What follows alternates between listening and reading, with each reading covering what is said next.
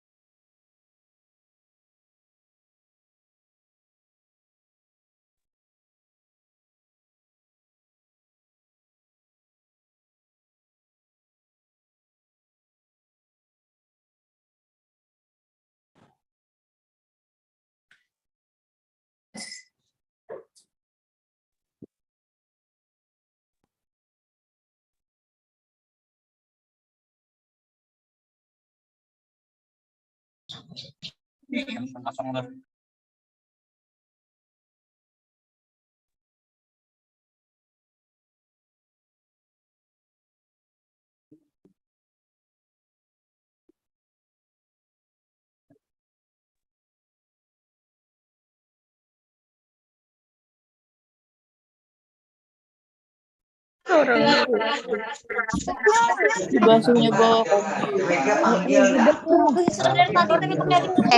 Amani lagi menyatakan satu anak Amani tertahan dia menyekolahkan. Aku banget tuh lagi. Kalau kita kasih ini kita ada nyuruh. Kalau tidak ada jadi dia masih tangan ada bersamaan setelah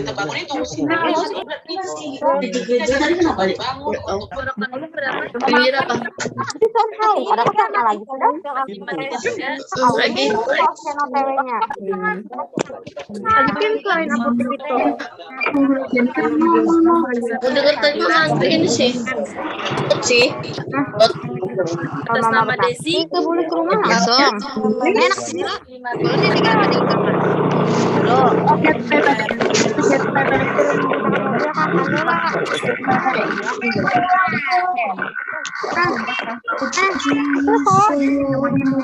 Orang nggak tahu ini.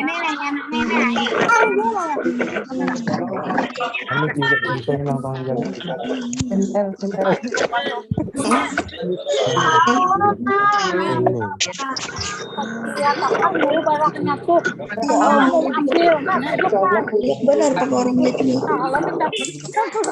Ini bergabung hanya 448. Mau berdiri.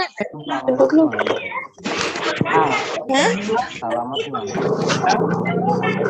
Ya absennya karena habis jam 6 ini jamnya sekalinya.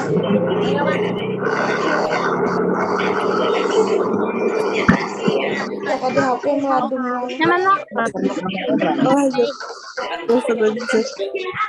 Nah, mana percaya? Aduh kayak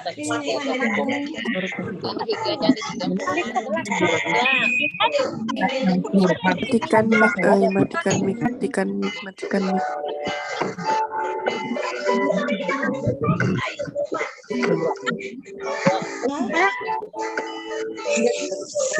Oi, matikan mic, mute, mute, mute, mute. Tabut, tabut, tabut. Sisanya libur. Senin Selasa Rabu.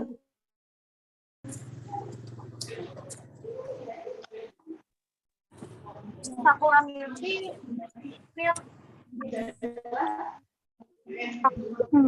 Udah jam berapa?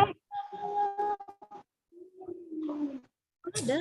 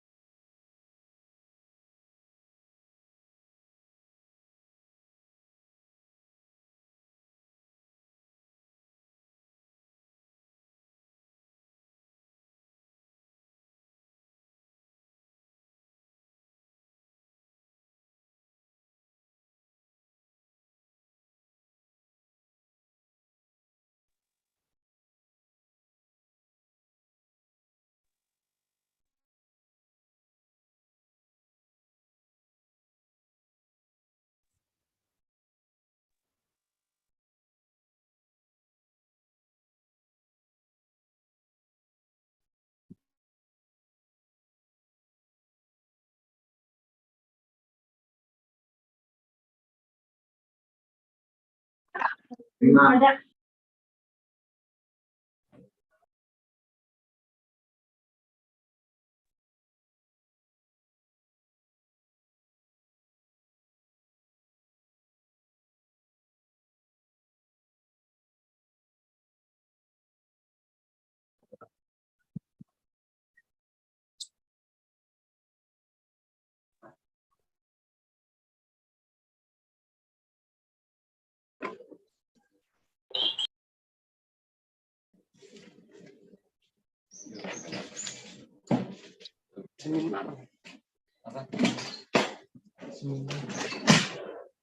Banyak orang itu sibuk.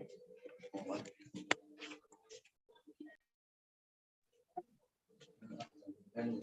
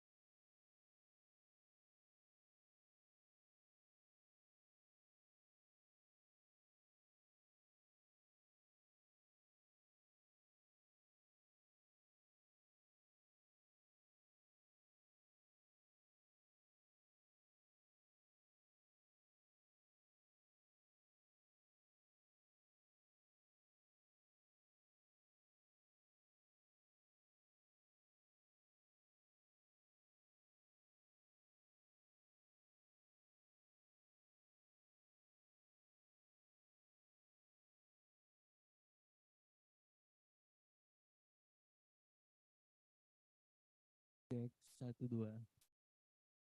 Masuk.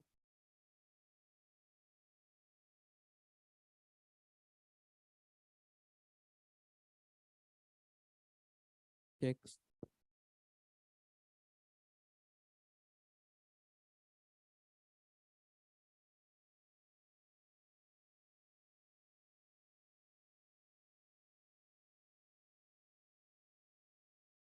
Cek.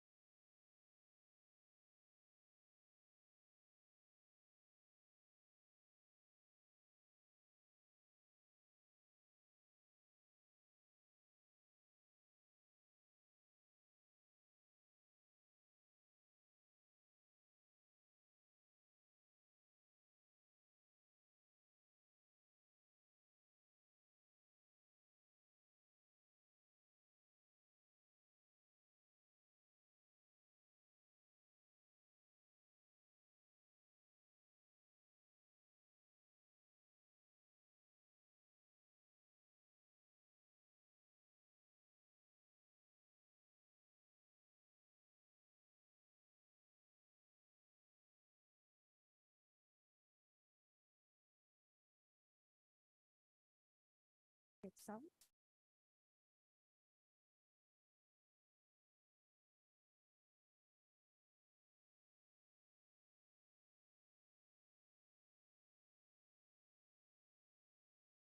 Check sound, 1, 2, 3, go. Check sound, Alpha, Bravo, Charlie. Check sound, 1, 1, 2, 3, go.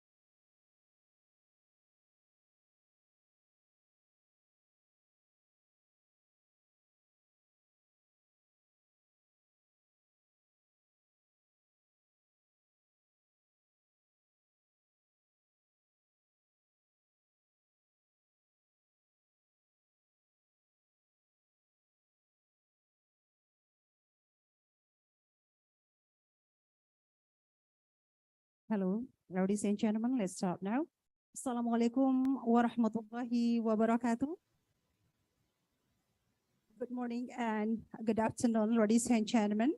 For openers, let's say thanks for our God who has given us long life in the good health so we can participate on day 2 of our hybrid international conference with the term disruptive innovation, challenges and opportunity in the field of economic and management arranged by Faculty of Economic, Islamic University of Kalimantan, Muhammad Arsyad Al-Banjari, Banjarmasin in Indonesia. Besides, let's also say thanks to our beloved Prophet Muhammad sallallahu alaihi wasallam, who has brought us from the darkness to the brightness. Ladies and gentlemen, on this very nice occasion, before we invite our paper presenters to deliver their presentation, firstly, let me take your time on 2 things. The first one, let me take your time to greet our great participants offline and offliners from several different countries. Well, ladies and gentlemen, okay. Participants from Cairo, Egypt, Iraq, Turkey, Assalamualaikum. Participants from Thailand, good morning. Participants from Philippines, Magandang Umaga. Participant from Indonesia, Assalamualaikum, Selamat Pagi. Thank you very much for spending your time to join our second day of our hybrid international conference today. Okay, and the second part, I would like to remind you all, guys, offliners and onliners, for our ground rules so that our conference could run very well. Okay, for the operator, could you please help me to show on the slide?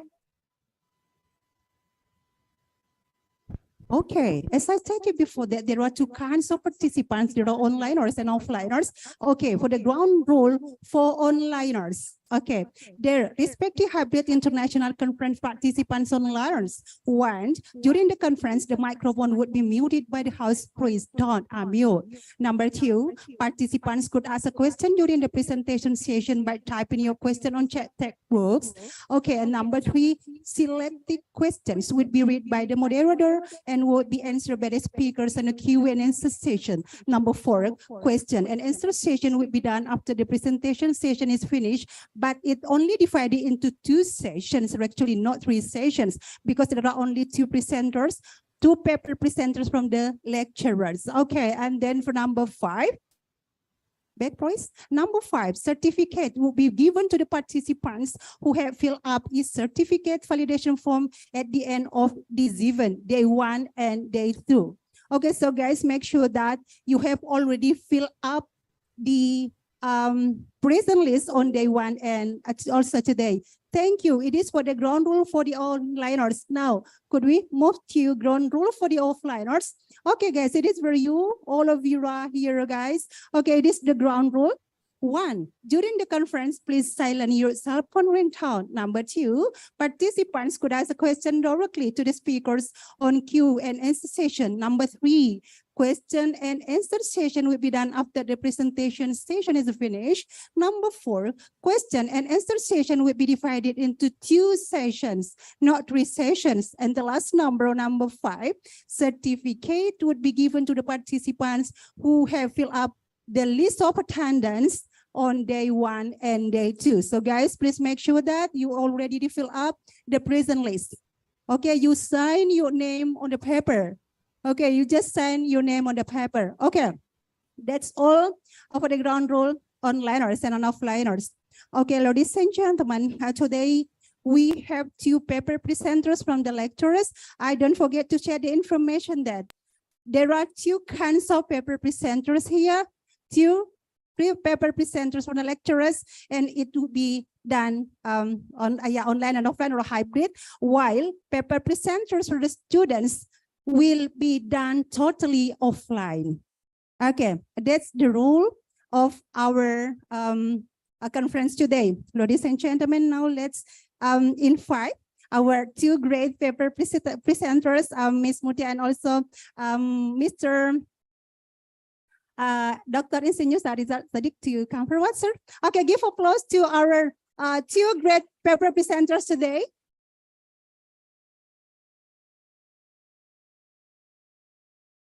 Okay, before we please them to present their paper, firstly, allow me introduce them one by one. Okay, for the first one, Mr. Sahrial Siddiq, I'm sorry, sir. Let me read his curriculum vitae. As we all know that his full name is Sahrial Siddiq, education backgrounds, undergraduate program from Electrical Engineering, Universitas Muhammadiyah Yogyakarta, a graduate program from Electrical Engineering, Universitas Gajah Mada, Yogyakarta, and also graduate programs. So there are 2 graduate programs that has been followed by him. Management, Universitas Islam Indonesia, Yogyakarta. And then Engineer Professional Program, Universitas Negeri Yogyakarta. Postdoctoral program, Economics, Universitas Islam Indonesia, Yogyakarta. And then for the next, the competencies, technical competencies, economics, electrical engineering and information technology, managerial competencies, human resource management, strategic management, and organizational behavior.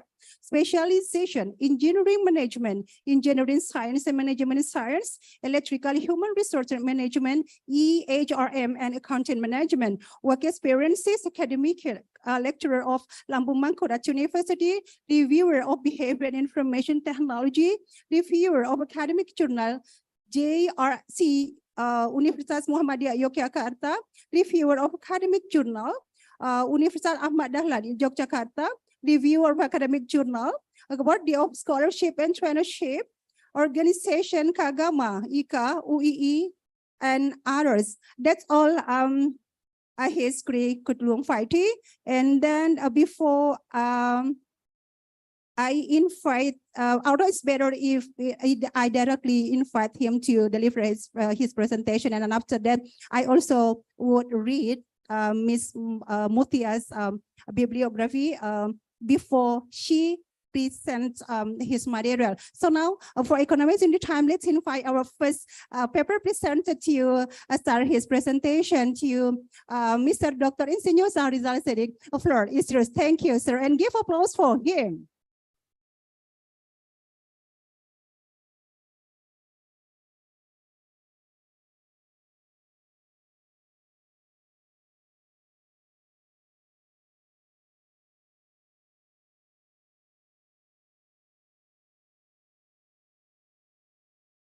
Thank you, Mr. Rata, as a moderator. Assalamualaikum warahmatullahi wabarakatuh.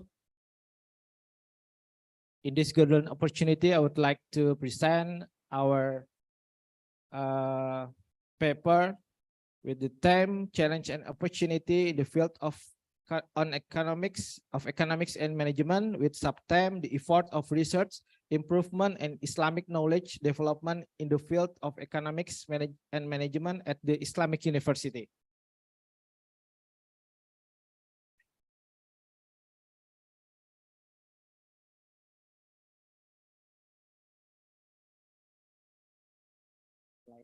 Like my PPT.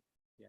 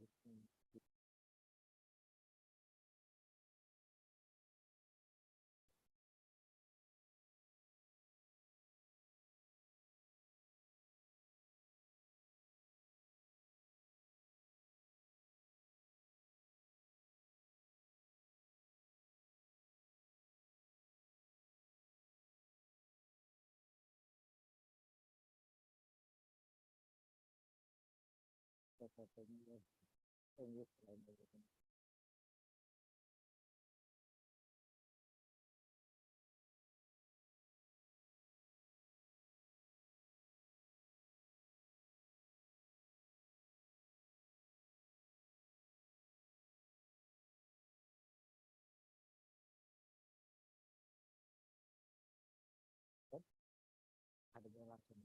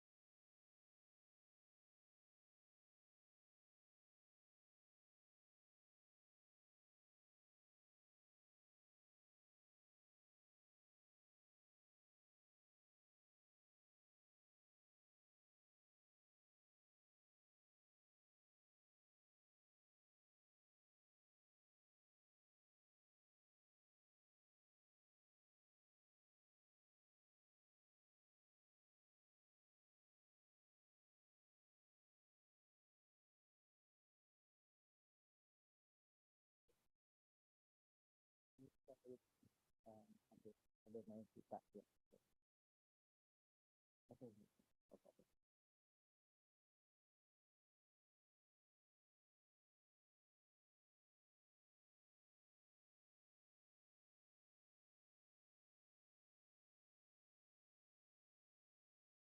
Okay, ladies and gentlemen, while waiting for the presentation, now let's play a game. Already? And then the name of our game is last letter game. Okay, so how to play this game? For example, I give you a helping letter A. So you have to mention one vocabulary began with A. Apple, right? So the last letter of apple is E. So you have to find one vocabulary began with E. For example, yes, good. Okay, so I would like to divide this row into 4 teams: Sierra, Alpha, Bravo, Charlie, and Delta. Okay, so the first one, Alpha, I would like to give you a helping letter S. So mention one vocabulary began with S. S. You mentioned one vocabulary began with S. What is it? S. S. Sample. Okay, sample. Okay, Bravo. Even, very good. Even. T. T, please. T. You raise your hand, E will not answer. T. Teacher, very good. Delta, teacher. So the last letter of teacher is R. Is there, sir, ma'am? Row. Row. Root. The last letter is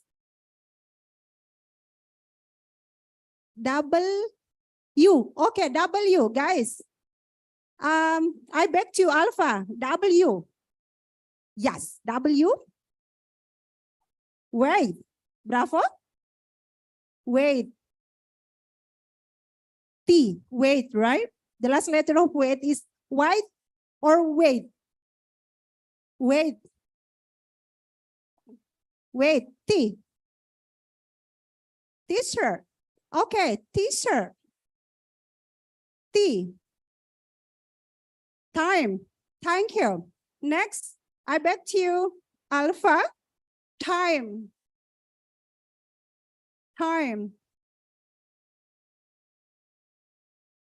Year. Thank you. Year. R. Refund. Refund. Okay, refund. D. D, guys. So many words began with D, right? Refund. Dictionary. Very good. Dictionary. Why? Why? Why? Dictionary. Young. Very good. Thank you. Young. Come on. It is warming up activity. Young. G. Yes. Yes. Oh, glass. Oh, sorry. Yeah, glass. S. Student.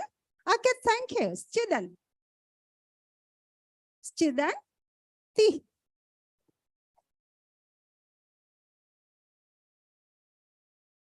Tea. You drinking? Yeah, you're drinking tea, right? Okay, tea. A. A. A.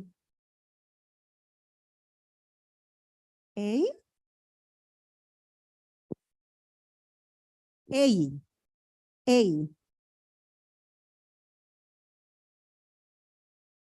A.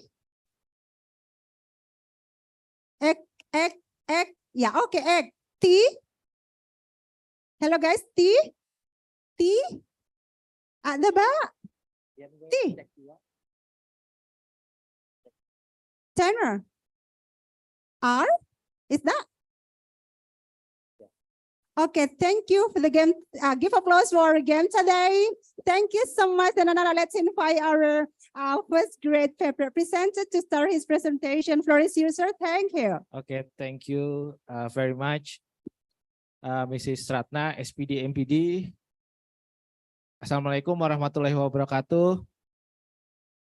In this golden opportunity, we'd like to present about our paper and warmly regards to Prof. Insinyur Abdul Malik PhD as a rector of Uniska Banjarmasin and Hajah Farida Yulianti as a as a Dean of Faculty of Economics, Uniska Banjarmasin, and all of keynote speakers, Prof. Dr. Sharif Muhammad, BSc, MSc, MBA, PhD from American University in Cairo, Egypt.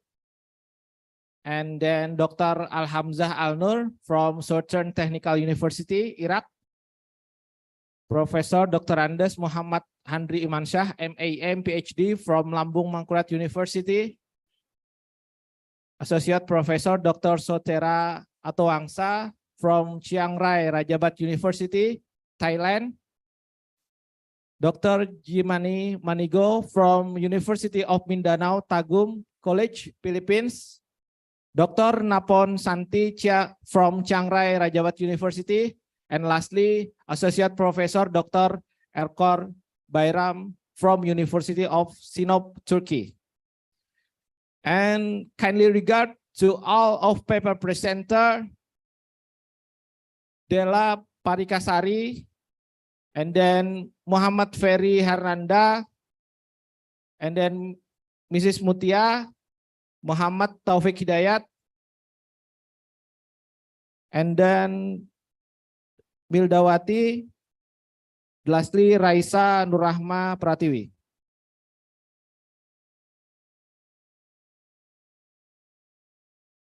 We would like to present about challenge and opportunity in the field of economics and management with the subtheme, the effort of research improvement and Islamic knowledge development in the field of economics and management at the Islamic University.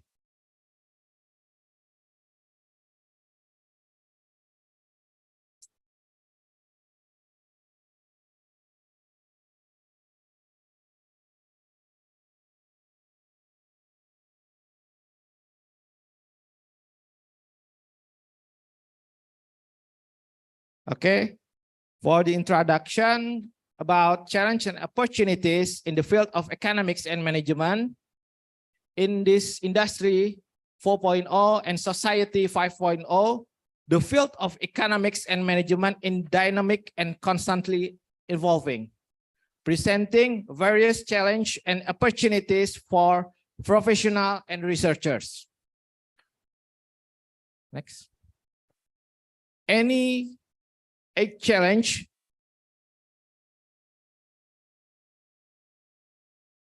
next slide. No. The challenge, yeah, before.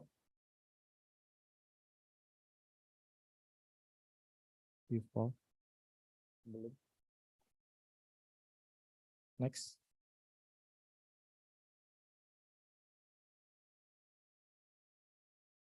Okay.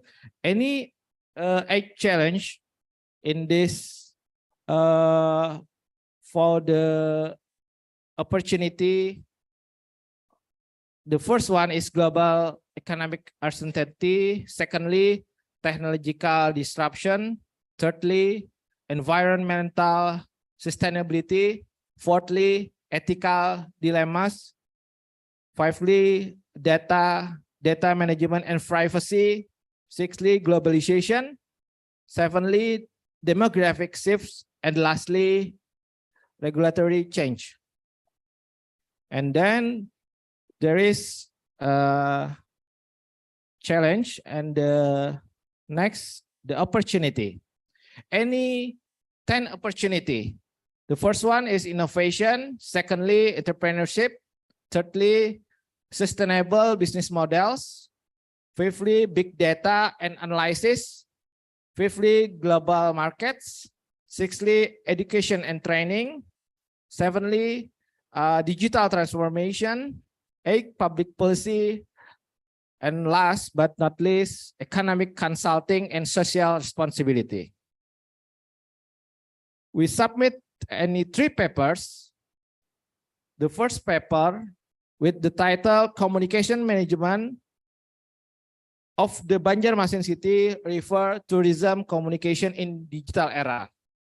With the authors, the first author, Abdul Aziz from Malaysian University of Technology or UTM. Second author, Muhammad Irfan from Kalimantan Islamic University or Uniska.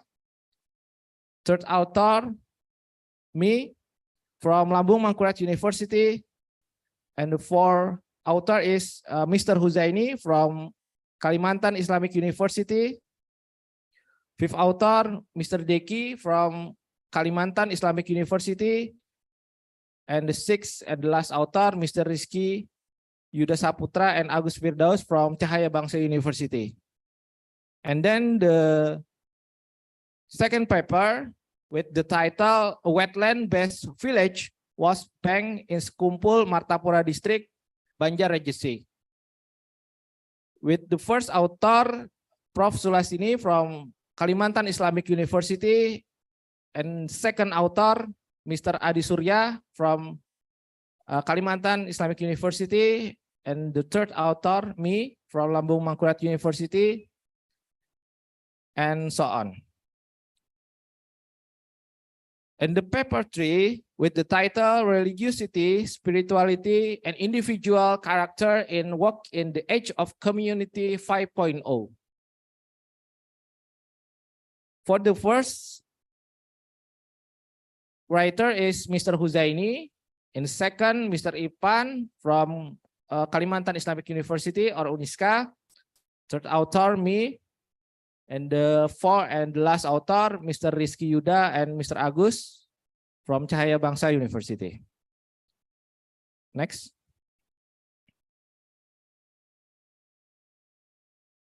Okay, we write a book with the title Sharia Economics and Poverty Alleviation.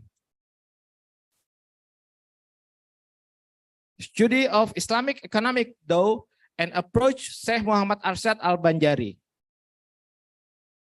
Syekh Muhammad Arsyad Al-Banjari is a famous Islamic scholar and thinkers in Indonesia, especially in Banjar area, South Kalimantan or South Borneo. He lived in the 18th century and played an important role in spreading Islamic teaching and Islamic economics, though in the South Kalimantan or Banua Banjar region. The Muslim approach model in the thinking of Syekh Muhammad Arsyad Al-Banjari is follow zakat, infak, alms or sedekah, and wakaf. As explained previously, zakat, infak, alms, and wakaf are important or essential principles in Islamic economics. Syekh Muhammad Arsyad Al-Banjari will encourage Muslims to contribute actively to zakat, infak, alms, and wakaf to reduce poverty and advance the economy of the people.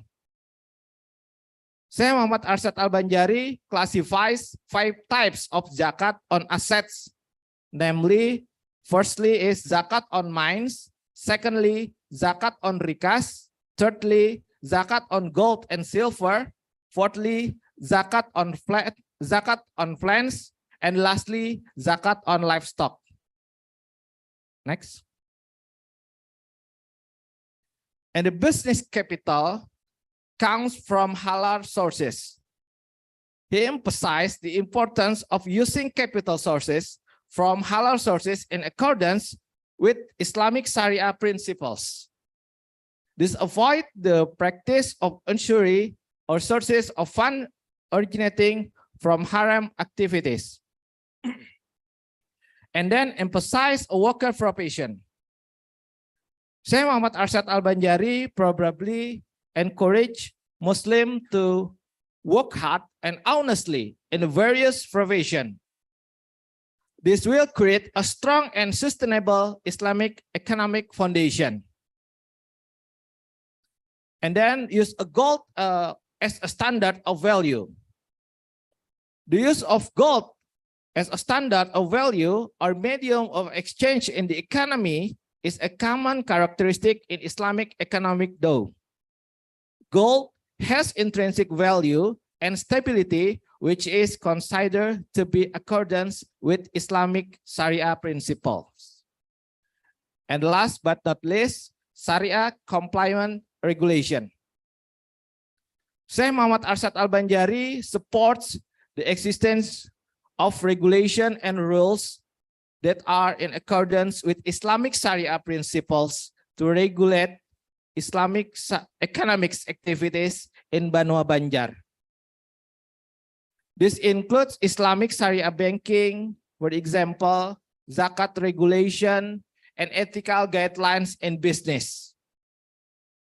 The Islamic economics approach in the Dawah of Syekh Muhammad Arsyad Al-Banjari is based on Islamic principles, which prioritize justice, honesty, and fair distribution.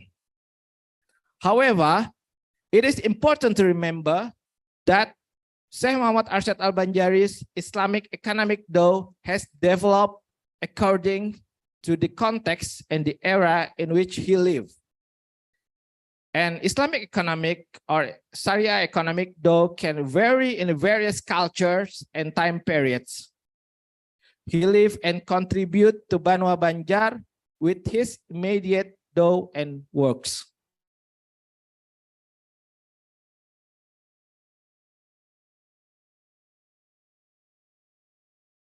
And then there is research and development from us. The first one is about curriculum development to improve research quality at the Islamic University. Universities should regularly review and update their curricula to ensure that they incorporate the latest research and development in Islamic studies, such as Islamic economics, accounting economics, and so on. This might involve introducing new courses, integrating interdisciplinary approaches, and offering specialization in various Islamic disciplines. And secondly, research funding. Allocate funds and resources specifically for Islamic research, establish research grants and fellowship to support faculty and students engaged in Islamic studies. Encourage collaboration with research institutions and organizations dedicated to Islamic knowledge development. For research funding consists of 6 parts. The first one is people, secondly, equipment, thirdly, infrastructure, fourthly, facilities, fifthly, publishing, and lastly, distribution. The thirdly, about faculty development.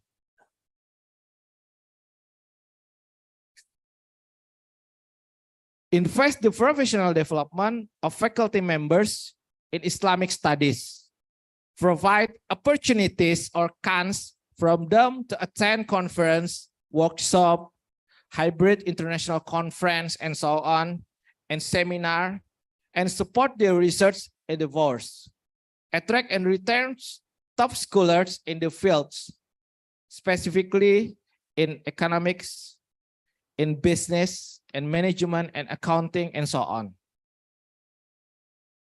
Fifthly, about research centers and institutes.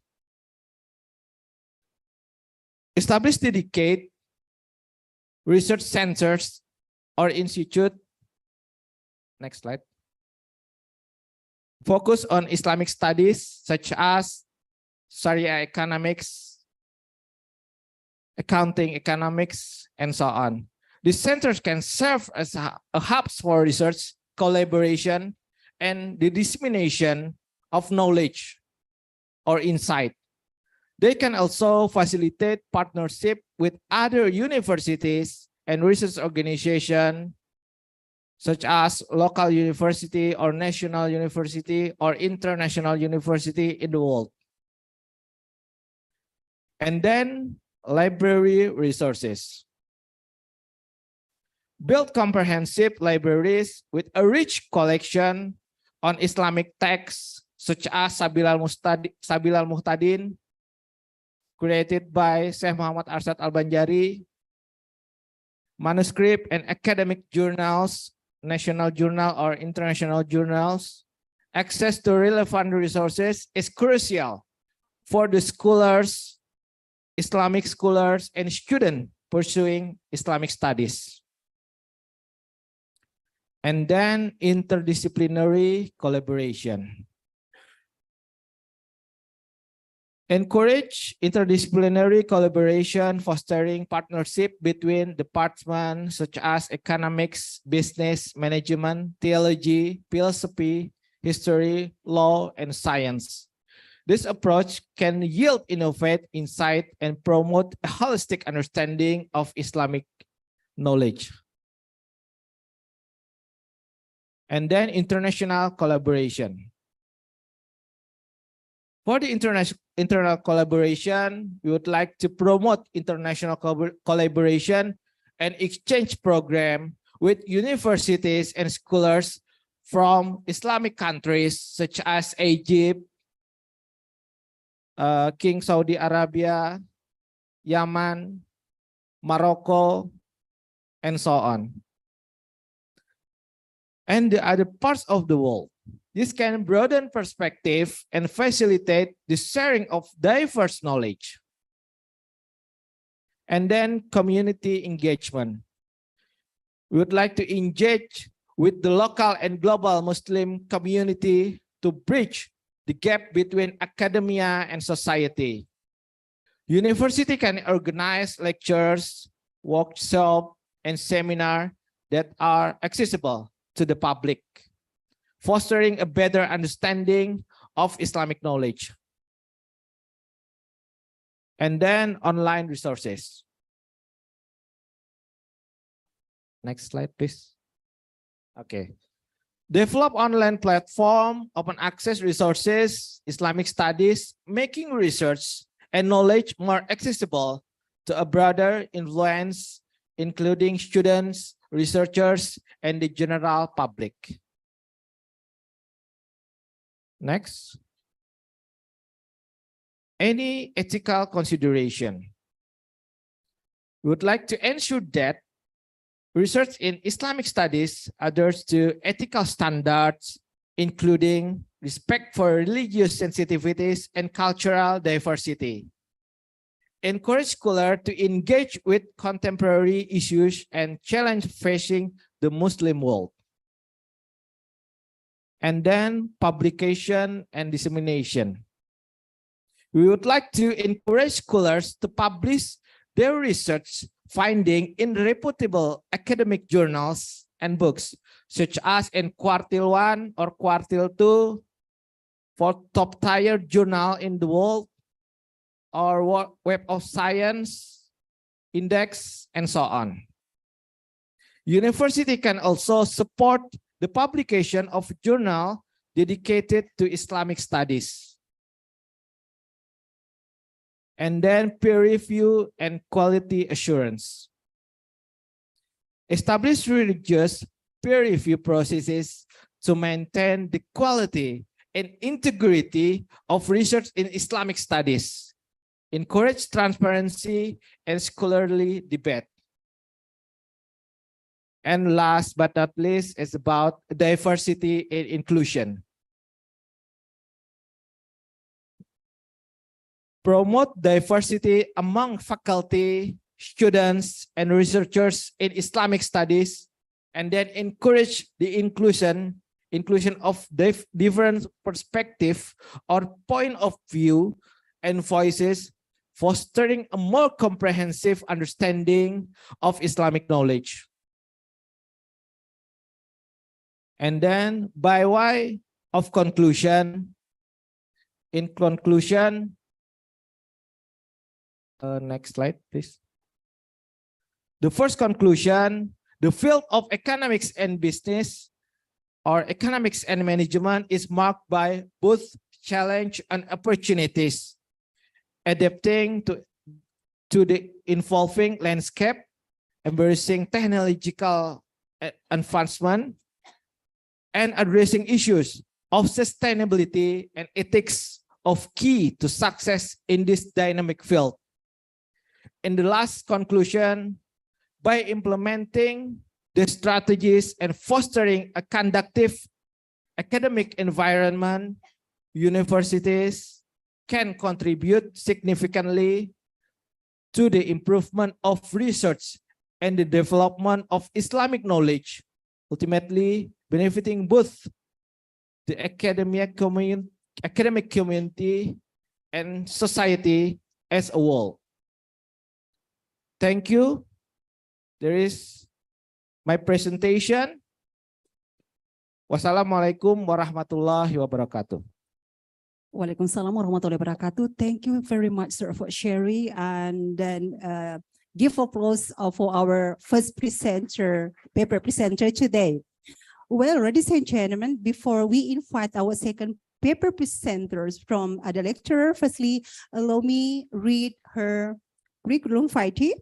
As we all know, that her name is Ms. Mutia Hanida, current occupation lecturer of Faculty of Academics, Islamic University of Kalimantan, Muhammad Arsyad Al-Banjari Banjarmasin in Indonesia. Education, undergraduate, accounting, University of Lambung Mangkurat, Banjarmasin, Indonesia. Postgraduate accounting, University of Gajah Mada, Yogyakarta, Indonesia. Experiences on structural position, Secretary of Research and Community Service, Astia Indonesia Banjarmasin, Head of English Lab, STIA Indonesia Banjarmasin, Head of Library of STIA Indonesia Banjarmasin, Head of Routine Budget Section of Uniska Banjarmasin. Other experiences join the Friendship Program for 21st Century in Japan, Supervisor of National Exam for Senior High School, Vocational School 2011 to 2014, Trainer of English course at Ratanin Banjarmasin 2008-2010, Trainer of English course at Swiss Bell Hotel 2011 and till 2013, Presenter of Scientific Oration with the title of Implementation of Sharia Content and Business Practices, Presenter on the 18th International Conference with Uniza at University Zainal Abidin Kuala Terengganu, Malaysia 2018, Presenter of the first International Conference on Social Science and Humanity, Economic and Politics 2020, cooperating to join the program of CITIFET under Southeast Asian Minister of Education Organization Student Internship Exchange Program 2018, Training of Research and Public Survey in Bandung, Training and Workshop of Research Method at University of Hasanuddin, Makassar, Training of 6 Universities Development and Rehabilitation Project at University of Indonesia, Depok, Training of TOT of Entrepreneurship Model at Bank Mandiri 2010, Training of TOT of Entrepreneurship Education Collaboration between Ciputra University and Directorate of Higher Education of Department of National Education in Jakarta 2009, and the last one received award as Good Performance Lecturer of Accountant 2008. Ladies and gentlemen, for economizing the time, let's invite her to start her presentation. To the second paper presenter first is yours. Thank you. I follow Pa Syahrial to stand up in the stage here. But I think That's okay, ma'am. If you want to move here, it's also okay. Okay, Assalamualaikum warahmatullahi wabarakatuh.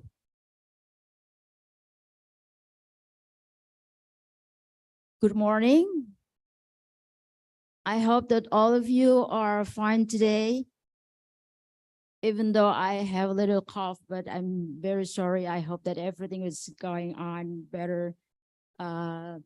Okay, first of all, I would like to thank to the committee that has given me a chance to talk here in front of you all today, and the Honorable Dean of Faculty of Economic, Ibu Hajah Farida Arianti. Thank you very much. And all the staffs, my colleague, all of the lecturers of the Faculty of Economic, and all the students are here now gathered here to be here in talking about the theme of disruptive innovations. Okay. I think when we talk about disruptive innovations, since yesterday we've talked so much issue about the disruptive innovations. And today I specifically talk about disruptive innovations.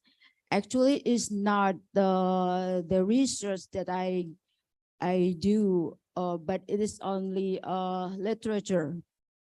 Okay, so the literature research that I do before I have the task for giving the presentation today. Okay, I give the title of my presentation today, Navigating Disruptive Innovations, Challenges and Opportunities for Micro, Small and Medium Enterprises, or MSPS. When we talk about disruptive innovations, I think actually it's not new for us, or maybe it's new for us today. I don't know exactly, but actually the first theory of disruptive innovations coined by Professor Clayton Christensen from Harvard Business School. And disruptive innovation actually signifies the introduction of new elements that significantly transform and displace established players in a market. So there are two key words of the disruptive innovations: transformed and displaced established player, or the incumbent players in the market. This force is essential in reshaping industries, challenges traditional norms. In the rapidly evolving business landscape, disruptive innovation is both a buzzword and a formidable force. It plays a crucial role offering benefits and driving positive changes. When we talk about disruptive innovation, I think we just not only think about the challenges, but of course, there are also some advantages that we can take it. The challenges that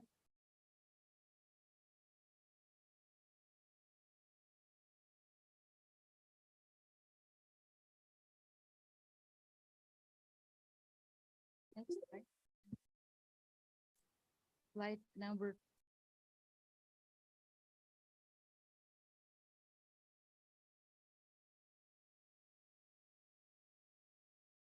Yeah, okay, thank you. Okay, the challenges. One of the challenges maybe that we can face by the industry or some of the industry is like market turbulence. Maybe we still remember when the first time Gojek Online entered the market, replaced the traditional object. Maybe we still remember how turbulent the markets at that time, okay? And operational disruptions, risk of obsolescence. There is a constant risk of becoming obsolete when new entrants comes.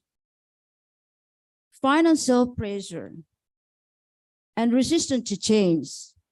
When the company or industry resists to change, it's one of the big challenges for them to adopt new technology or to disruptive innovations. On the other hand, some opportunities that we can take also from the disruptive innovations is like market competitiveness, increased efficiency, adaptation to changing consumer behavior. I think now all of us realize that we are relying on the online shopping or something like that, that GoFood and everything is in online, and it's already changed the behavior of the consumers. I think since pandemic COVID-19, everything has changed radically in our lifestyle. Okay, and job creations. With the new entrants coming, of course, that is going to be some job creation, or we can create a new job for the new people. The economic growth. Of course, that disruptive innovation by emerging the new business or services or technology will also increase the economic growth. Differentiation in the market. I would like to talk on the nature of disruptive innovations that I get it from the book of Clayton Christensen's The Innovator's Dilemma, and to say that disruptive innovation, the transformation of markets by new ideas, often start small,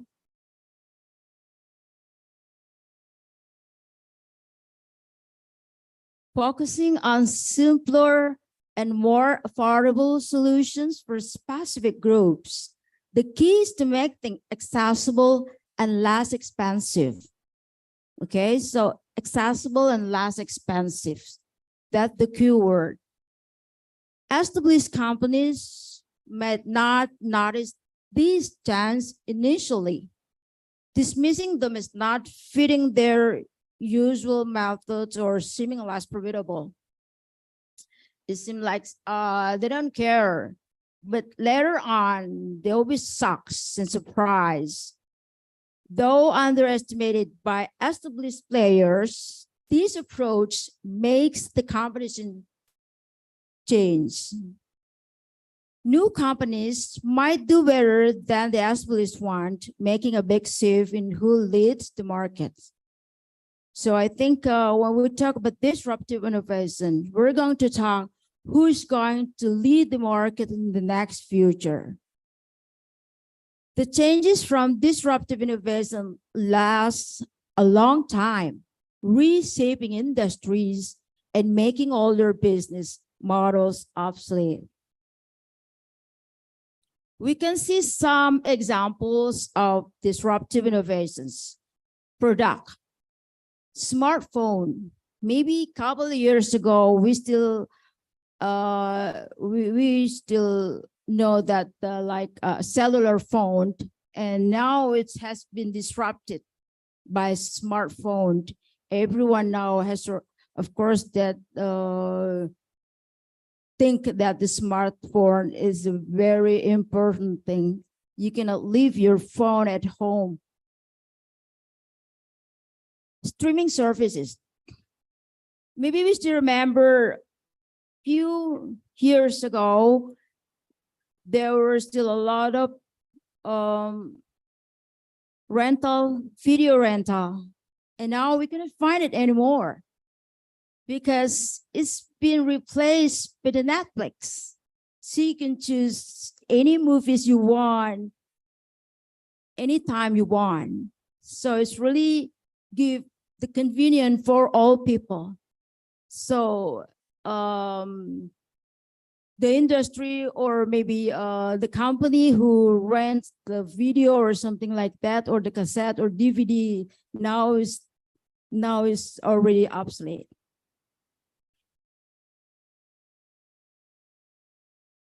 And services, we can look at the example on the services. Ride sharing services, like now is very popular, like Uber and Gojek, Grab in Indonesia, disrupted the taxi and transportation industry with application ride sharing services. And now everyone now go into the Gojek. So maybe we start to find the traditional object nowadays. And on online retail, I think yeah, Amazon in the United States is one of the first pioneer in online shopping, and the online retail has disrupted traditional retail by providing a convenient and extensive online marketplace. Online travel booking is one of the examples of the travel that has been disrupted, that has been replaced by the disruptive innovations like Airbnb.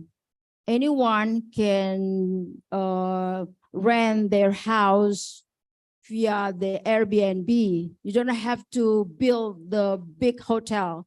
Spend at your house is convenience for people to stay. I think you can do, and it's one of the chance for a business, a new business. That's one of the disruptive innovations. And digital banking.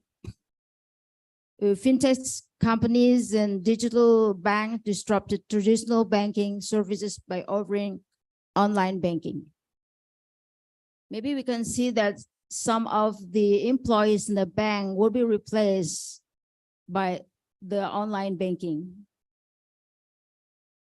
And the other examples of disruptive innovations in technology. Yeah, I give the artificial intelligence. Maybe yesterday we also heard how artificial intelligence has disrupted some of jobs, I think, now and in the future. Disruptive various industries by automating processes, offering advanced data analytics, and enabling innovations such as virtual assistants. It is also capable of performing tasks that were once exclusive to humans, such as creativity, etc. I have read one of the articles that in the 30 or 50 years later, almost 75% of human job will be replaced by the AI. And yeah, that's the fact. I don't know exactly what happened next. But now I think AI is really treating us, especially on the available job.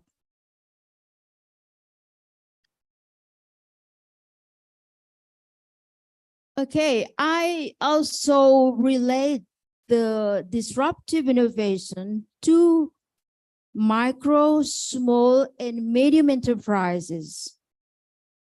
Because micro, small, and medium enterprises, as the backbone of many economies, face distinctive hurdles when navigating the disruptive forces. MSMEs operate under different constraints. Therefore, understanding how disruptive innovations impacts and interacts with small businesses is crucial for crafting effective strategies and policies. The importance of MSMEs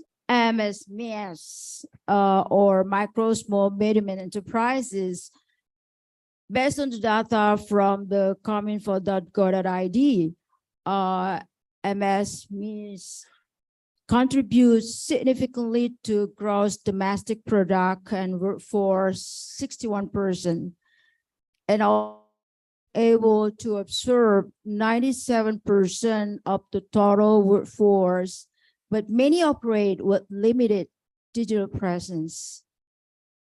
Disruptive innovations is a crucial factor impacting micro, small, and medium enterprises, presenting both challenges and opportunities.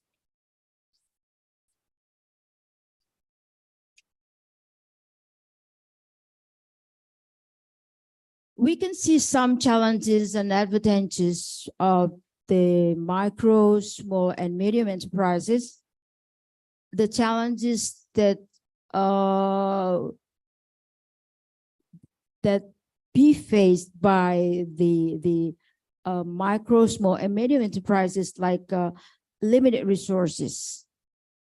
Tight finances will impact investment, working capital, and credit access. Dependency on local markets. Most of macro, small, and medium enterprises do in the local market. So it's going to be heavy reliance on local markets, makes them sensitive to economic shift. Innovation hurdles, limited resources for tech adoptions. So maybe they don't have the expert or someone who is mastering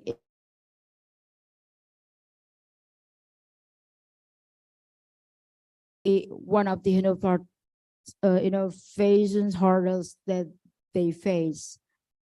The talent access, challenges in recruiting and retaining skilled talent due to the limited resources, and of course this is hard for them to hire a good talent or a professional one. Financial management. Efficient financial management is crucial for sustainability and growth. Besides the challenges, I think micro, small, and medium enterprises also have some advantages. The first, like flexibility and agility, quick adaptation to changing market conditions.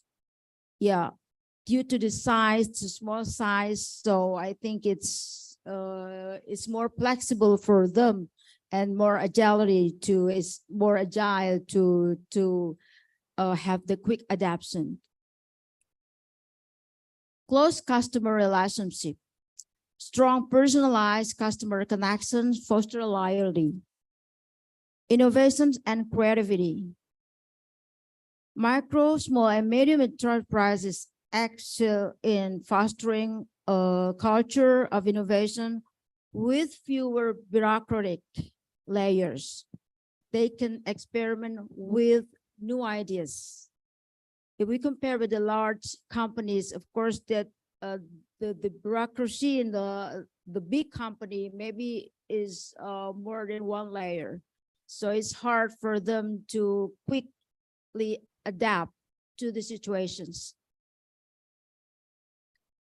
And the other advantages is quick decision making, prompt decision making without bureaucratic delays, and local adaptability, easy adjustment to local cultures, full market advantage.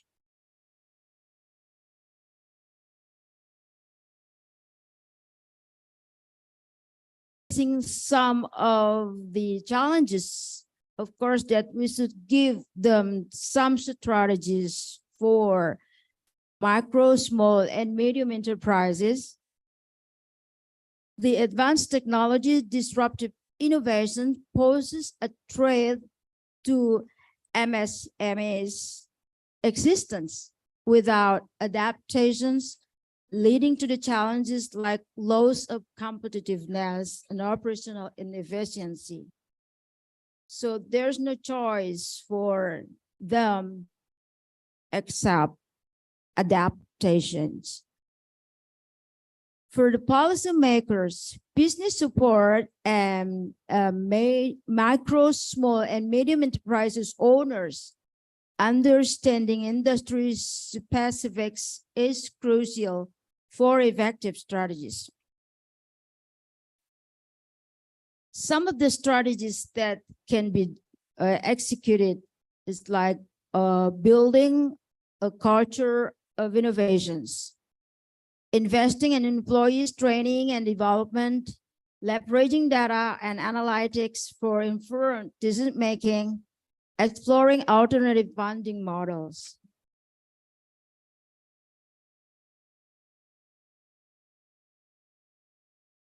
Role of the government and support organization.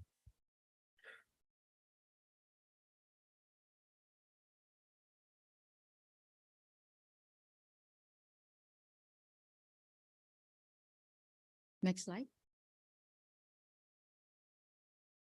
Role of government and support organizations. Governments and regulators should play a vital role in facilitating the growth of micro, small, and medium enterprises. Like I said before in the previous, in Indonesia, the supporting of MMS, micro, small, and medium enterprise is too big. And so, and of course that the government should support them. They can establish a conducive environment that empower micro, small, and medium enterprises to thrive,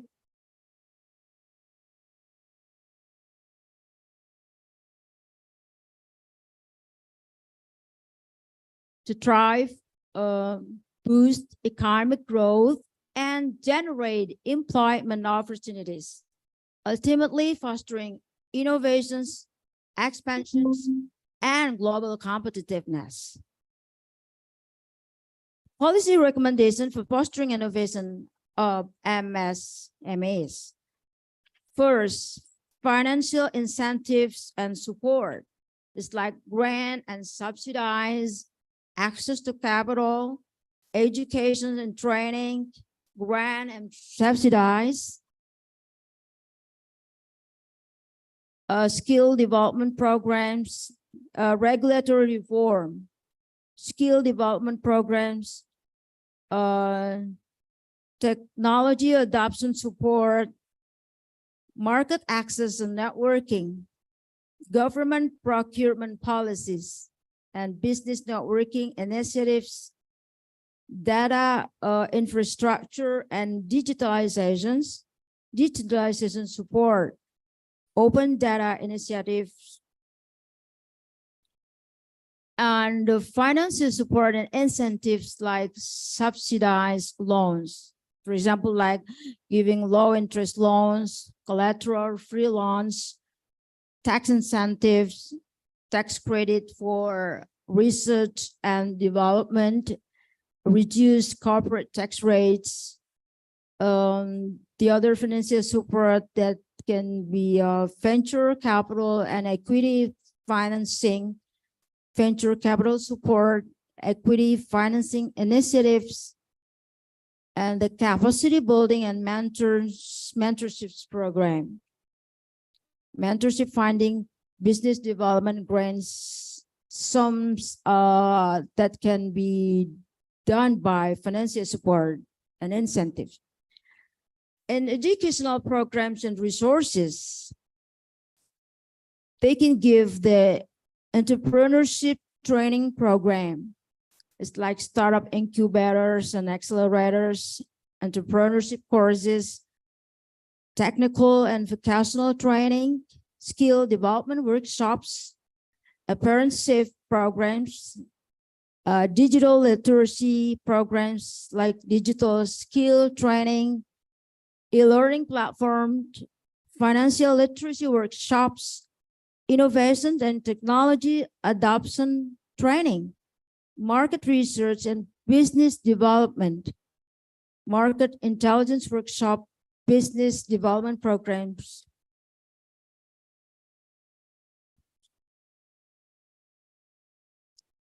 And I would like to make the conclusions from the paper. Disruptive innovations poses challenges akin to unsolved puzzles with smart planning and creativity. Smaller enterprises not only survive, but flourish amid changes.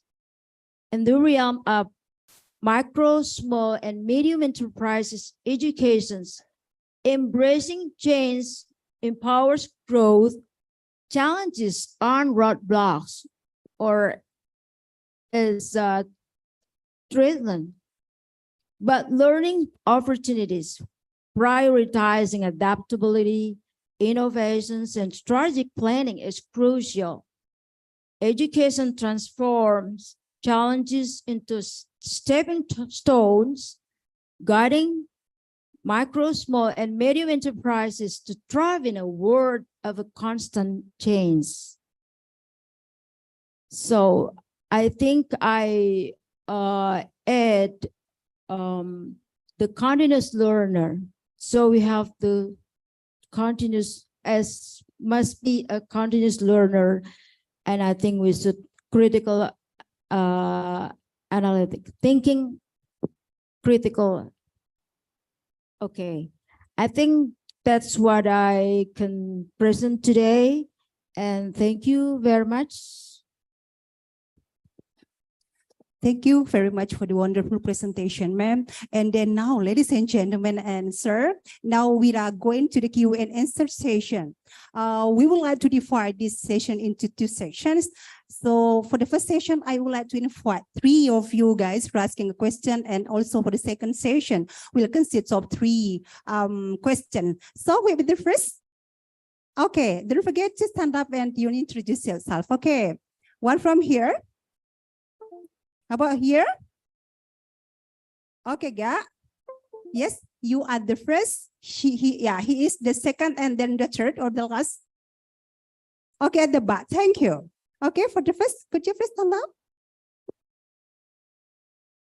Sir, now we are in Q&A answer session, so please listen to their question.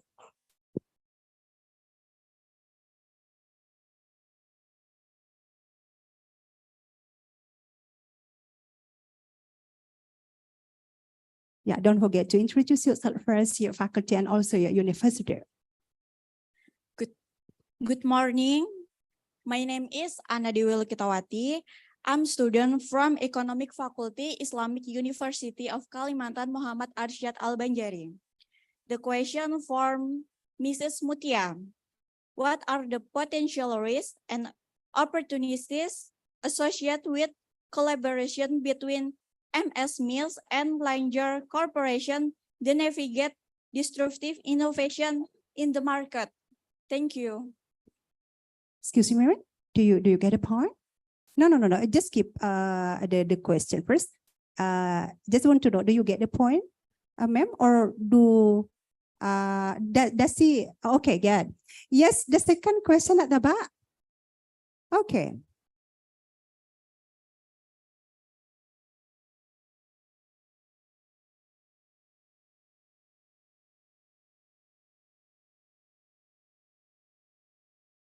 You mentioned your name. Okay. Good morning. Assalamualaikum warahmatullahi wabarakatuh. Waalaikumsalam warahmatullahi wabarakatuh. Good morning. My name is Yanwar Al-Risyadi. I'm student from Faculty of Economic Management, Department International Class, Islamic University of Kalimantan. My question for Dr. Syahril. As we know, the challenge come from outside the organizing external factor. To be able to face the challenge, we also have the opportunity that come with that.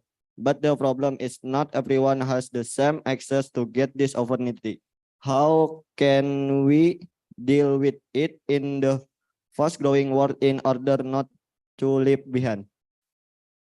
Is that sir? Get the point, sir? Okay, now let's come or move to the last question for the last for the first section, please. Which one? Okay, thank you. Yes, stand up, sir. Don't forget to introduce your name, your institution. Assalamualaikum warahmatullahi wabarakatuh. Waalaikumsalam warahmatullahi Hello, wabarakatuh. my name is Mirza Royan. I'm from Lambung Mangkurat University. Welcome, sir. And the problem of a disruptive innovation, especially in small business in Indonesia and Kalimantan Selatan. And then your question you addressed to board of our paper presenters today? Yeah. Okay, thank you. Okay, well, let's invite our paper presenters to respond to the three questions from the participant offliners today. Okay, thank you.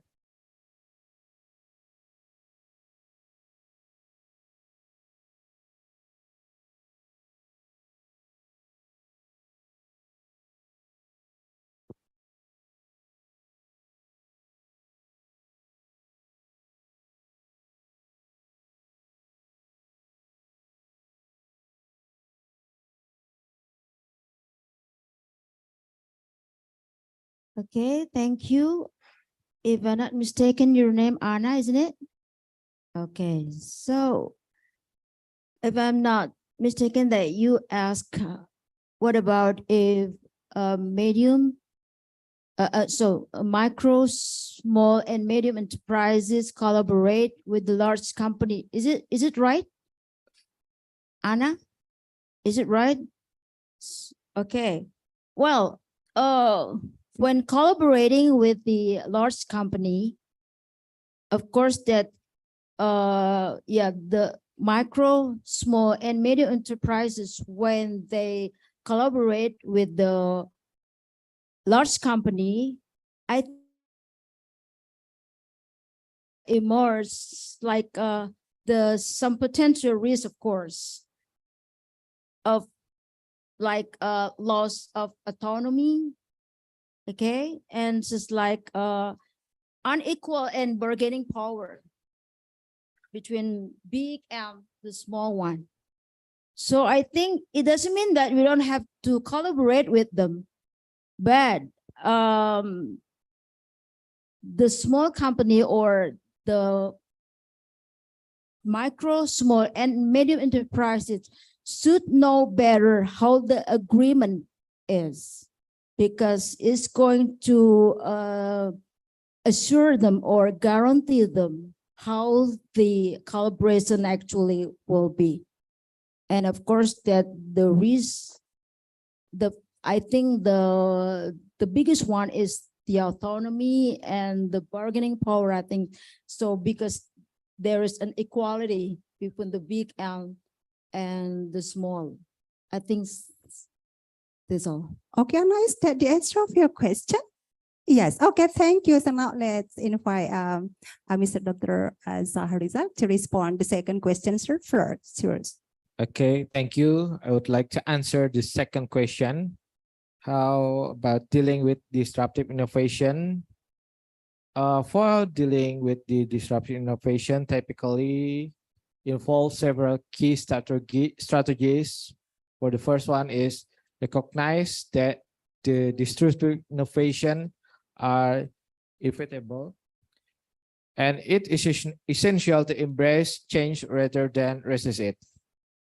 And then foster a culture of continuous learning and adaptability within your organization to stay ahead of disruptive trends. And then regularly conduct market research to identify potential disruptors and emerging technologies that could impact to your industry. And then invest your own innovation initiative to stay competitive and potentially disrupt your industry rather than being disrupted.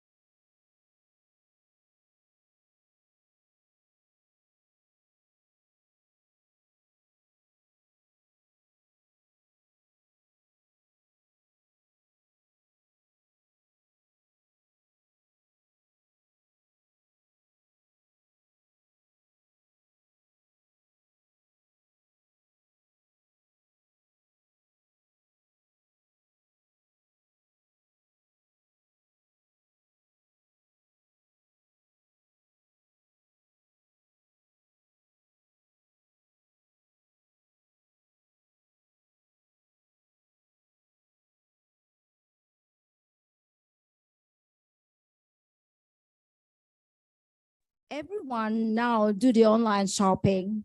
And so, yeah, the problems like, yeah, I think I have given some challenges, impact of the disruptive innovations like market turbulence. I said that when the first time Gojek online entered the market in Banjarmasin, you still remember how the conditions were at that time? Okay, but now what happened now? Everyone now entered and as one of the community of the Gojek online. So it's okay now, I think. It's no problem anymore. And also, I think the shop, the online shop, I think. Okay, so risk of obsolescence, financial resources, that's a problem. But one thing that the keyword or the buzzword of the one thing is adaptation is a must. Okay, I think that's all. Have you got the meaning? Okay, thank you.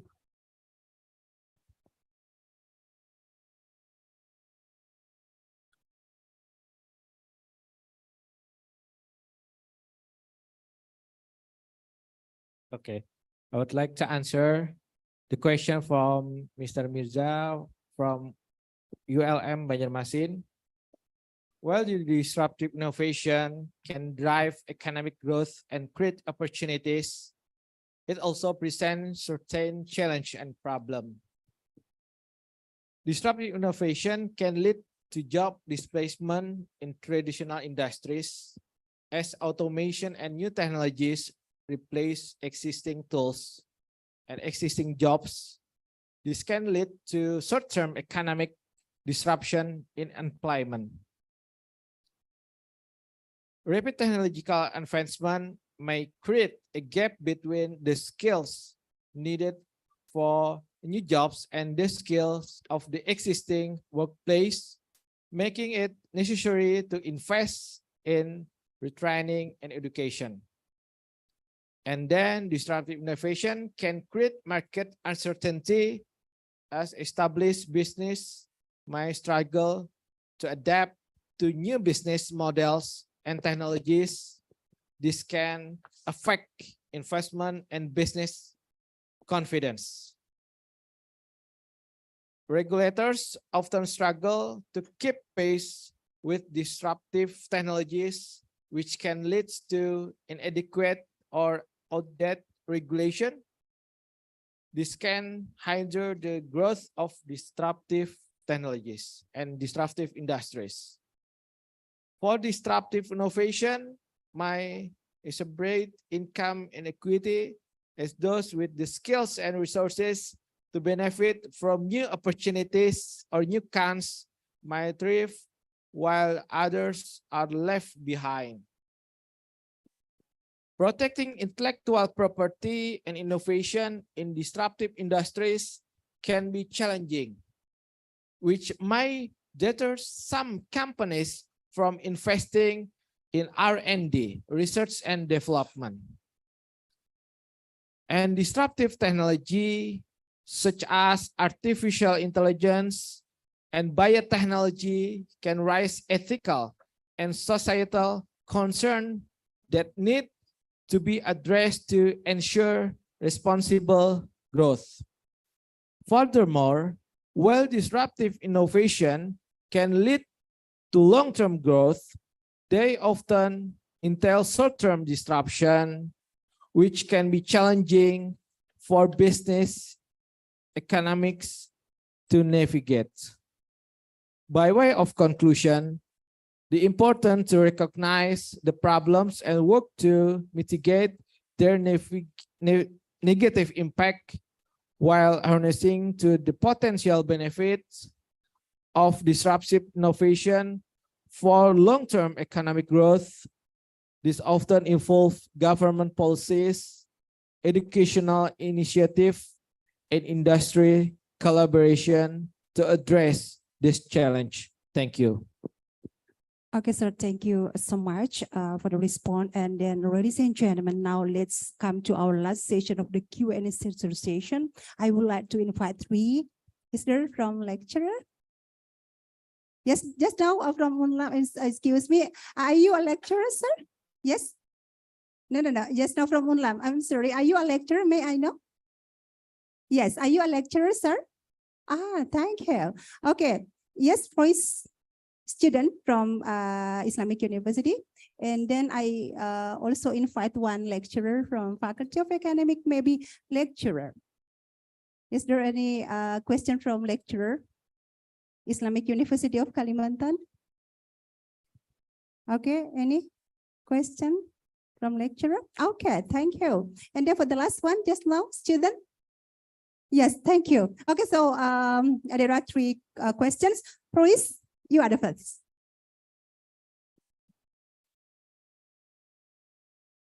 Assalamualaikum warahmatullahi wabarakatuh. Waalaikumsalam. Morning. My name is Sopati Aspia. I from Islamic University of Kalimantan Muhammad Arsyad Al-Banjari. I want to ask Miss Mutia. My question is, how can MSMEs balance the need for innovation with limit research and financial constraint while staying competitive in a changing business and business landscapes? Terima kasih. Thank you. Ma'am, get a point? Or does she need to repeat her question? You ask the balancing the need, is it right? Yes, the balancing the needs. It's okay, I think so. Okay. Yes, now our great master of ceremony, Dr. Elisa Florence here. Thank you. Okay, thank you. I would like to ask Dr. Sharial. I'm Elisa Fajriati from Uniska. And I'm interested with the religiosity context in the research because some scholars have their own opinion that religiosity is not something that easily measured in the research. Moreover, collaborated with another field of study like that. Because religiosity has the potential of making some bias when we do the research. So maybe, for example, sometimes the respondent has more intention to answer the ideal one in the context of the religiosity questions. So what do you think of it? Anything that we can do as a researcher to make the what you call that, the bias, reducing the bias of the religiosity measurement.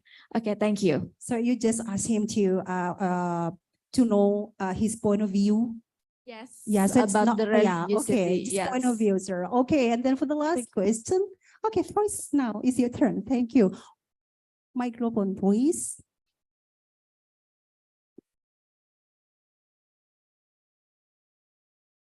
Okay, thank you. Assalamualaikum warahmatullahi wabarakatuh. Waalaikumsalam warahmatullahi wabarakatuh. My name is Rizky Irawan from Faculty of Economic Islamic University of Kalimantan Muhammad Arsyad Al-Banjari, Banjarmasin. I want to ask Miss Mutia. In what ways can government and support organization assess as mass in embracing disruptive innovations, and what policies have proven effective in this regard? Thank you. The effective policy from the government. Yes, thank you. To overcome this problem of this disruptive innovation. Get a point, ma'am? Yes. Okay, now it's your turn, ma'am. Sir, for respond the three questions from the participants. Okay, thank you for the questions. And I'd like to answer Sukwati. Your name is Sukwati, is it right? Sukwati, or I didn't hear well. Pardon, is it right? Sukwati, your name is Sukwati. Okay. So you asked how to balance the need of the advancements of with disruptive innovations. Is it like that? Can you repeat your questions, please? Okay.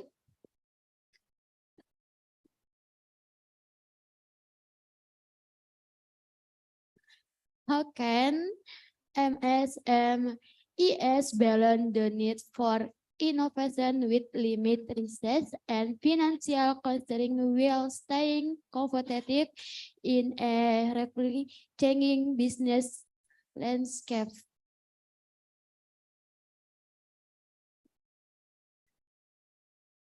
Well, thank you.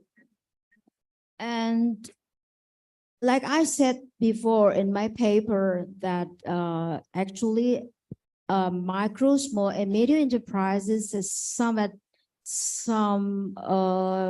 challenges or some problems actually. It's like limited resources and dependence on local market, or you said that financial resource and so on. And well, what do I have to do by the by the micro, small, and medium enterprise to do or to face these disruptive innovations? Yeah, one of the thing I think they could, of course, they collaborate. For example, like Tokopedia gives the digital platform for some medium or small enterprises to sell their products through or via the Tokopedia. So the collaborations, of course, they can do with the startup company, for example, and has the collaboration with some of the organizations that give the access to the capital or something like that. Because if we talk about the disruptive innovations, don't think it's only just a problem. Okay, so yeah, I always emphasize and the key aspect of disruptive innovations is not only facing as the advantages, but how to make them to keep or to can hang on the some of the problems coming in new market, for example. Of course, that they can foster a culture of adaptability.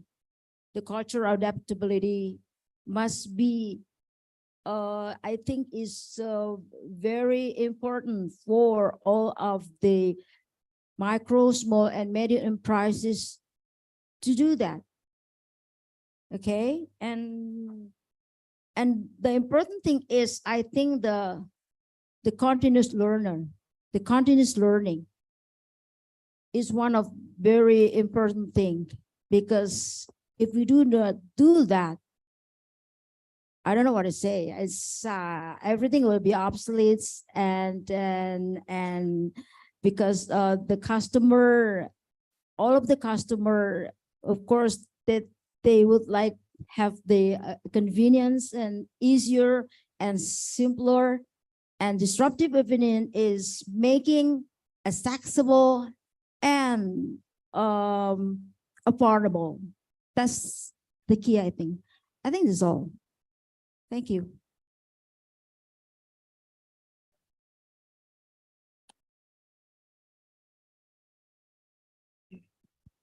Thank you very much, ma'am, for the response. And then now let's move to Mr. Dr. Saharia to respond the second. Actually, no question, but she just want to know your point of view, sir. Please. Okay, thank you. My point of view to reducing bias related to religiosity in research is essential to maintain objectivity and credibility. So here are some strategies to mitigate such bias. Firstly, researchers should be aware of their own belief and potential bias related to religiosity. Self-reflection can help them recognize and address this bias. Secondly, clearly define the research objective, questions, and hypotheses to ensure that the study remains focused on the research problem rather than being influenced by personal belief.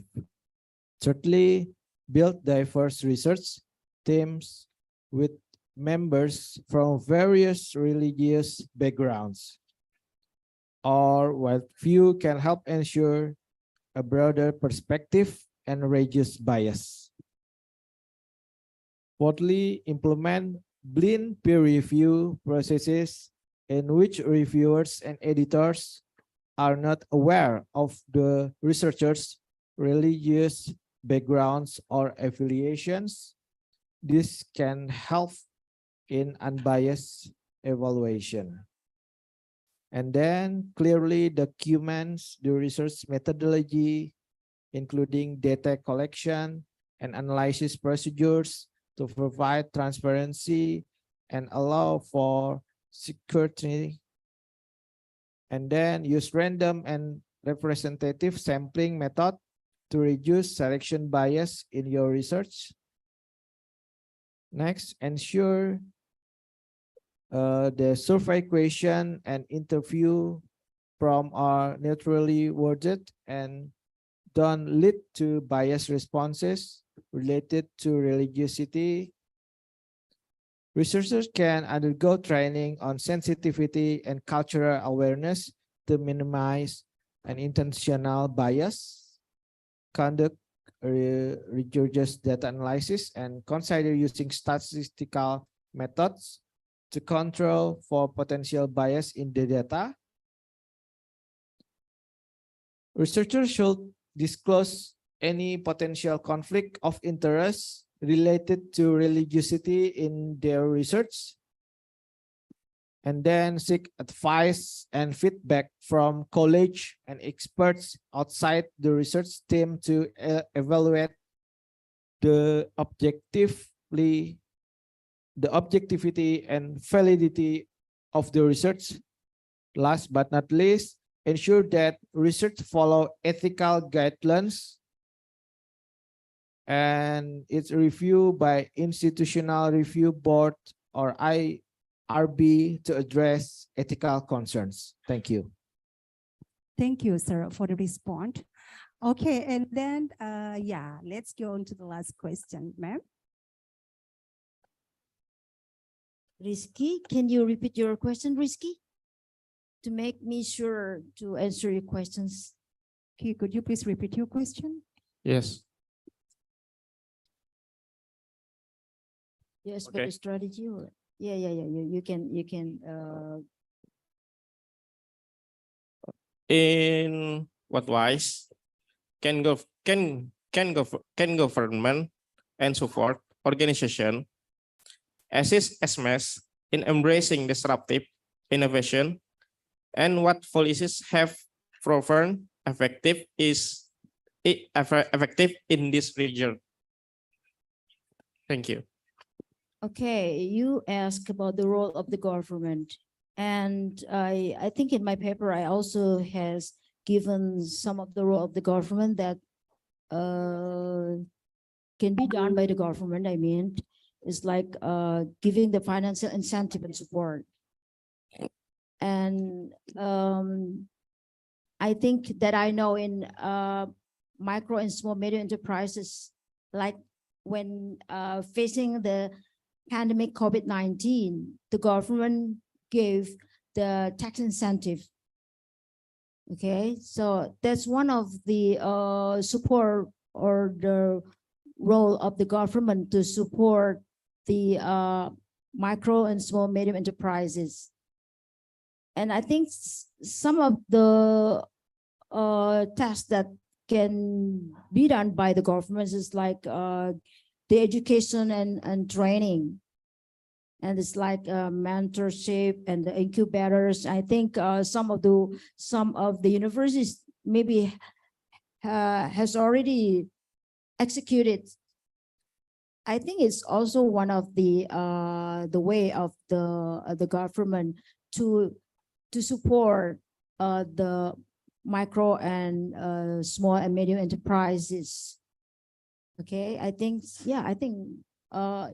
in my paper is many policy recommendations that I give for fostering the innovations. Okay, I think this is all. Thank you. Okay, is that clear? Hello? Is it clear? Yeah. Okay, thank Yes, you. clear. Okay, ma'am and sir, our great paper presenters today. Before we close your session, maybe you want to say something like a close statement. Did you have? If you have, ma'am, sir, you may do that.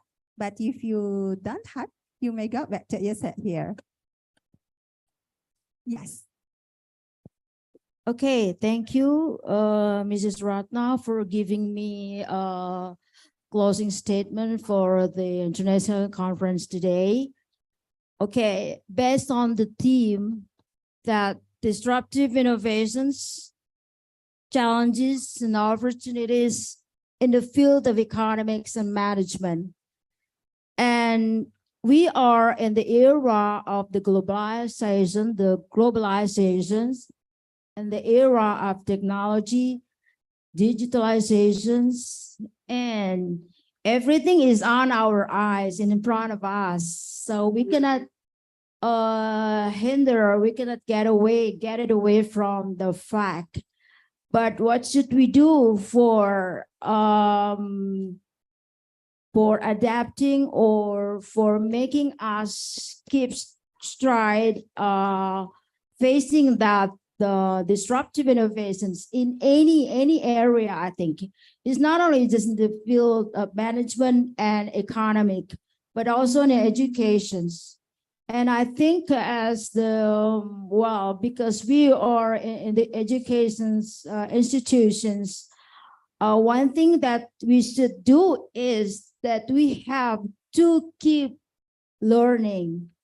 The continuous learning is, I think, is the key important that we should do for facing these disruptive innovations. And the second one, I think, critical thinking. So we should critical thinking for every field, I think. And I think AI is very radically changes the human life, I think, in the future. Now even, I think. And we cannot stop it. We cannot stop it. But what should we do? I think we have to radically changes in anything, in any field. And for the students, I think, keep learning and don't hesitate to make adaptations in any field. I think, we go for war for digitalizations, and we should win this competition, the competitiveness in any areas, in the business area, in the market has already in front of us. Don't keep it away, but go for. Okay, I think that's all from me, and thank you very much. Thank you very much for the wonderful closing statement. Sir, you have? Okay, please. Thank you. But very short, sir, because our time is very limited. Okay, thank you. My closing statement on disruptive innovation. Yeah, disruptive innovation is a powerful force that reshapes industries, drives on progress, and offers countless opportunities for positive change. Embracing and managing disruption is a key to staying competitive and fostering innovation in our rapidly evolving world. By staying agile, nurturing a culture of innovation, and implementing supportive policies, we can harness the potential of disruptive innovation to shape a brighter future for all. Thank you very much. Thank you very much, sir. Okay, ladies and gentlemen, I give applause to our two great paper presenters today.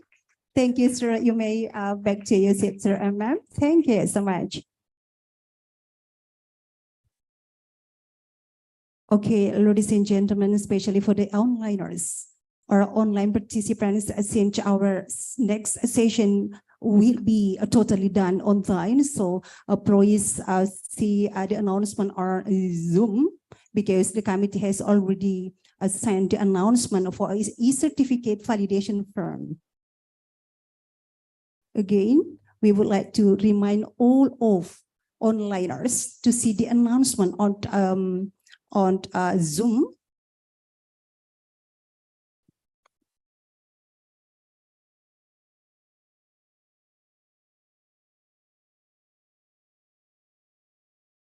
Okay, for the onliners, please see the announcement on Zoom, because it is closely related to the certificate.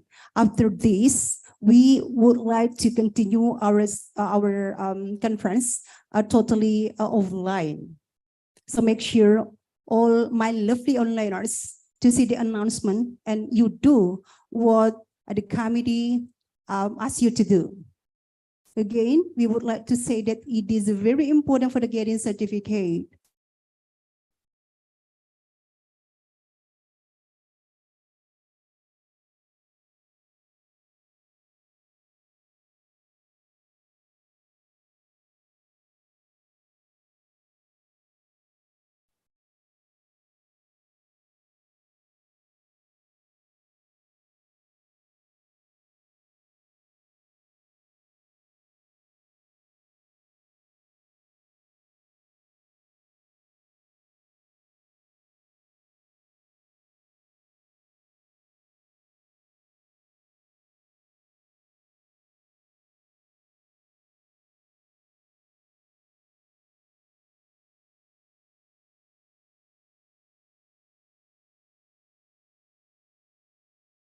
Okay, and then for the all paper presenters from students, please prepare yourself well, because after this, you are going to present your paper. So make sure that you are ready. I tell you that everything will be okay. Okay? Yeah, everything will be okay, not worry. We are going to conduct our next session offline. So that's why I asked our beloved onliners to see the announcement from the committee, because it is related to the certificate.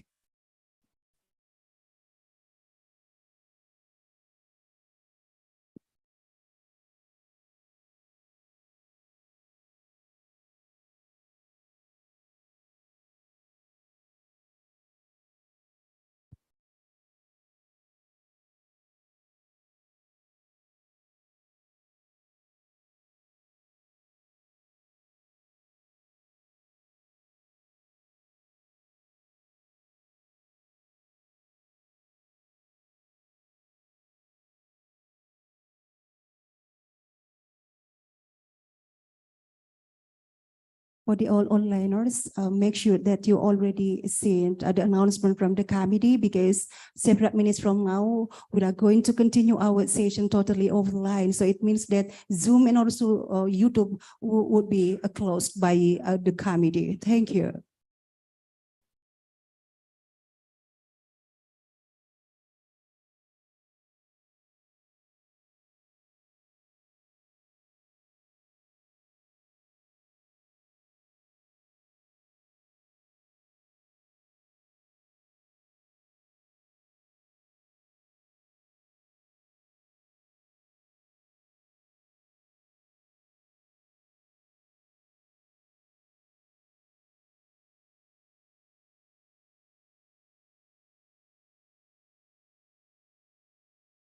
Okay, all learners, we give you 10 minutes to fill up the present list.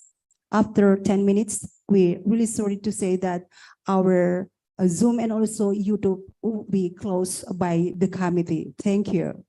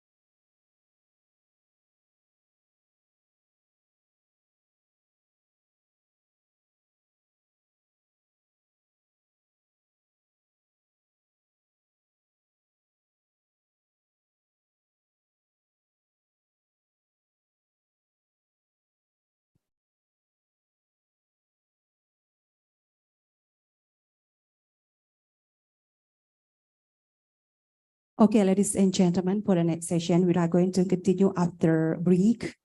Okay, for the offline, let me greet our lovely onliners. Okay, since after this, we are going to continue our agenda totally offline. Therefore, let me greet our partner university abroad under Southeast Asian Minister of Education Organization. As on day one, since today is the last day, so let me greet our partner university in the Philippines.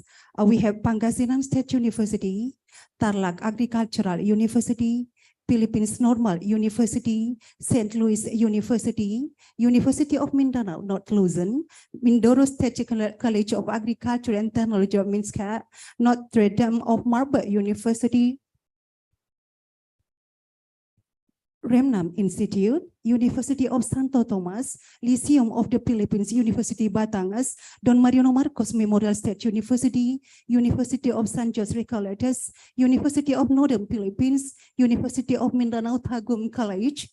Then in Thailand, we have for collaborations, Konkan University, Pranakon Rajabat University, Chiang Mai Rajabat University, Chiang Rai Rajabat University. Well, in Vietnam, we have two collaborations, Dutat University, Nguyen Tan That University. In Malaysia, we have collaboration with Polytechnic, Seberang Perai, Malaysia, University Malaysia Sarawak under Borneo Study Network. Ladies and gentlemen, also, we would like to say thank you very much for all respective participants from 6 different countries. On this very nice occasion also, I would like to say thank you very much for Professor Dr. Sherif Muhammad Ismail from American University in Cairo, Egypt, Professor Dr. Andes M. Handi Imansha, a PhD from Lambung Mangkurat University, Banjarmasin, Indonesia, Associate Professor Dr. Sutira Atawongsa from Chiang Rai Rajabat University, Thailand, Dr. Alhamza Al-Nur from Southern Technical University, Iraq, Dr. Jimnani Madigo, University of Mindanao Tagum College, Philippines,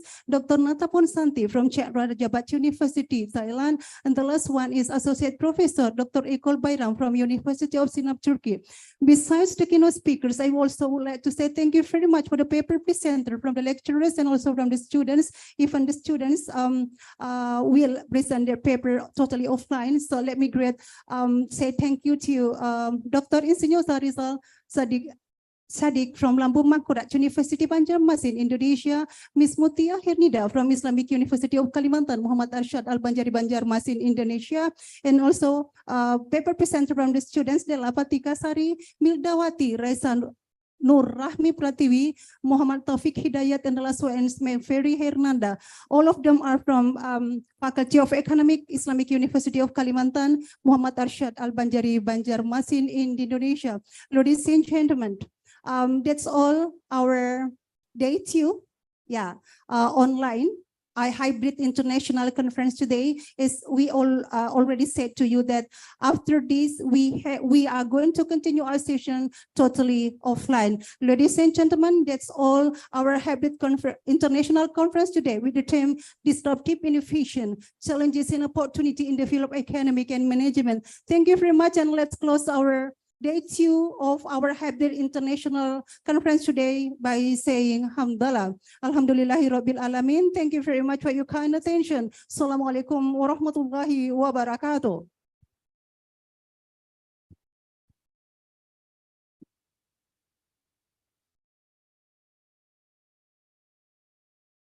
Well, ladies and gentlemen, even we are already offline, but it doesn't mean that we use Bahasa, okay? We still English because it is international. Okay, so don't use Bahasa. Hopefully you could communicate with your friends by using English.